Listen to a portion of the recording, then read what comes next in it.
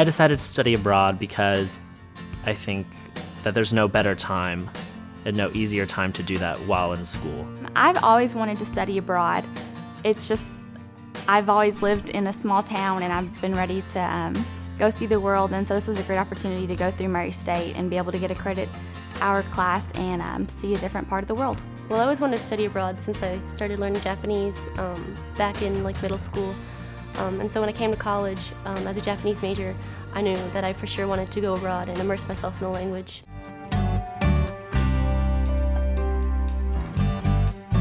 I'm an education major, so we studied the different types of schools in Ireland and their teaching techniques, and so I got to visit a primary school and Dublin School for the Deaf and Blind, and it was just an amazing experience, and I got to get a lot of different tools and techniques to take back into my own classroom. As a journalism major, I work with people. I talk to people, I interview people, I listen to people, and I report people's stories. So being overseas and experiencing other people not in the backyard of Murray, Kentucky was something that you don't get to do every day. Going into education, I think that's something really important, is being able to understand different people from different backgrounds. What I really want to do with my life is research on culture so that we can all come together as, a world, being unafraid to go across culture and to accept each other. And so by going to Japan, I've been able to not only find objects of interest for research, but also I've been able to get better at the language. Education abroad is a great way for you to enhance your resume. It really sets you apart in the job hunt, having international experience.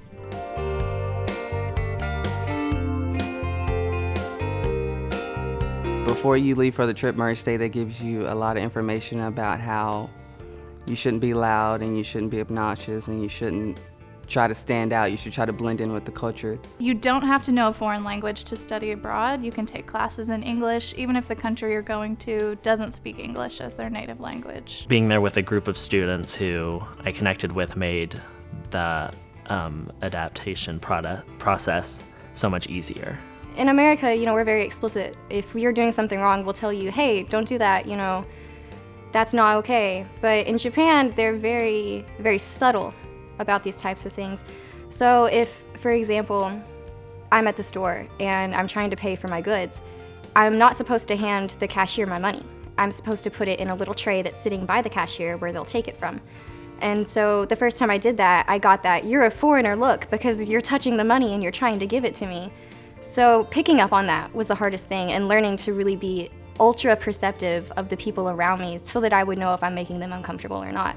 Ireland and Northern Ireland weren't too different from America. They really liked Americans, but it was definitely a different experience. The food, the way they communicated, so it was really neat to be able to just be a part of that and kind of thrown into it. We walked and we took the train and the bus, and so being able to learn that system and be comfortable with that was difficult to adapt to, but it was also the best way to adapt because you saw people in their everyday life.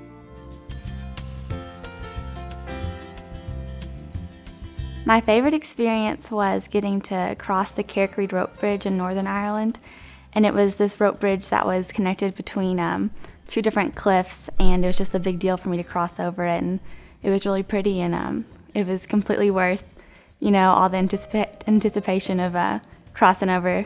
My favorite experience when I studied abroad was being able to experience all the different art and textures that surrounded me. I was really interested in the different textures and all the colors of the culture. I was there for a semester, and so I was able to make that destination my new home. My favorite experience was probably being able to see so many places in one day. I don't think I would ever get the chance to see the Colosseum, the Vatican, the Roman Forum in one day.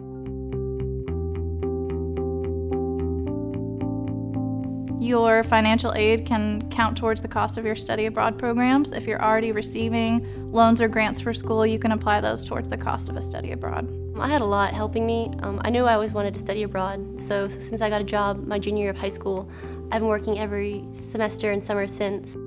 I paid for my trip by having 2 travel campaigns and a few scholarships. It was a lot of work that had to go into it.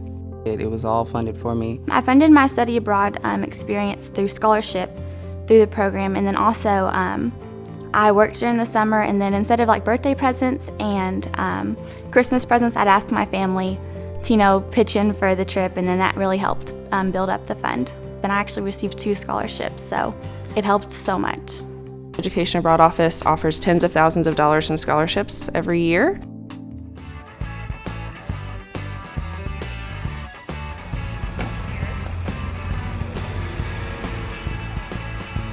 My name is Catherine Elliman, and I'm from Glasgow, Kentucky.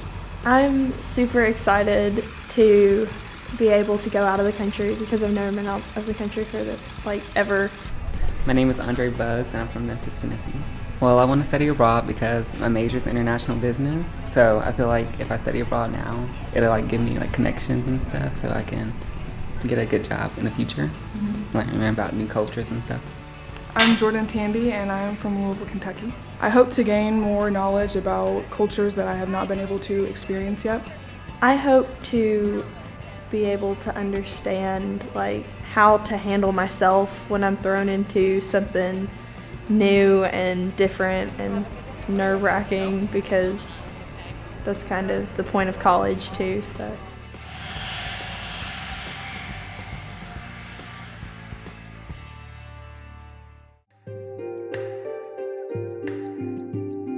What I learned about myself is that if you set your mind to something, you can accomplish anything, and it's a great feeling.